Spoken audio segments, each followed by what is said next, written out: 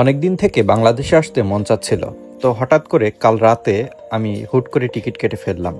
তো এখন যাচ্ছি কুয়ালালামপুর ইন্টারন্যাশনাল এয়ারপোর্টের দিকে। তো দেখতে পাচ্ছেন কুয়ালালামপুরের সৌন্দর্য। আসলে যাচ্ছিলাম যখন এয়ারপোর্টে এত বেশি খারাপ লাগতেছিল যেটা মুখের ভাষায় প্রকাশ করা যাবে না। আসলে মালয়েশিয়া এত সুন্দর একটি কান্ট্রি যেখানে থাকতে ভীষণ ভালো লাগে। তো দেখতে পাচ্ছেন সৌন্দর্য, এই সুন্দর সিনারি উপভোগ করতে করতে যাচ্ছি কুয়ালালামপুর ইন্টারন্যাশনাল এয়ারপোর্ট।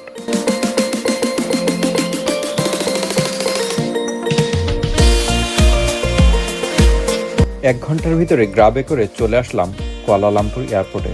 তো দেখতে পাচ্ছেন এটাই হচ্ছে এয়ারপোর্ট। আমি ইউএস বাংলাতে টিকিট কাটছিলাম, দেখতে পাচ্ছেন লম্বা লাইন।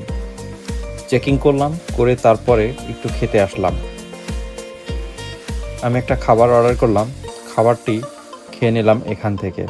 যদিও খাবারের প্রাইসটা একটু বেশি এক্সপেন্সিভ ছিল, কারণ এয়ারপোর্টের ভিতরের খাবার।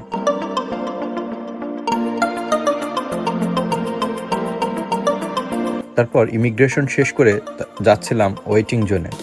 দেখতে পাচ্ছেন কত সুন্দর দৃশ্য এয়ারপোর্টের ভিতরেও। এখানে আমরা সবাই বসে আছি প্লেনের জন্য। ইউএস বাংলা প্লেনটি আসলো, এটা মনে হয় ইউএস বাংলার সব থেকে বড় ফ্লাইট। এখানে 400+ মানুষ একসাথে আমরা যাচ্ছিলাম। তো দেখতে পাচ্ছেন সবার ব্যাগগুলো তুলতেছে প্লেনে। এটা আমরা দেখতে দেখতে সময় কাটাচ্ছিলাম। ফ্লাইটটা একটু ডিলে ছিল কারণ ওয়েদারটা খুব খারাপ ছিল।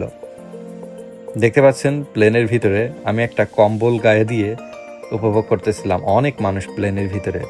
তারপর তারা খাবার দিয়ে গেল। দেখতে পাচ্ছেন গরুর মাংস, ভাত এবং ডাল, ফিরনি। 4 ঘন্টার ভিতরে চলে আসলাম শাহজালাল ইন্টারন্যাশনাল এয়ারপোর্ট। দীর্ঘ 21 মাস 20 দিন পরে দেশের মাটিতে পা দিলাম। আসলে ভীষণ ভালো লাগছে। এয়ারপোর্ট থেকে আমার ছোট ভাই অলিক রিসিভ করলো, সে এখন ক্যামেরার পিছনে আছে, আপনাদেরকে একটু দেখাই। এই হচ্ছে অলিক, যার সাথে আমার অনেক স্মৃতি আছে। তো এখন আমি তার বাসায় যাব, তারপর কালকে হয়তো আমি বাসার দিকে রওনা দিব। তো এই হচ্ছে এয়ারপোর্ট। Good morning Dhaka. দেখতে পাচ্ছেন ঢাকার সকালের দৃশ্য।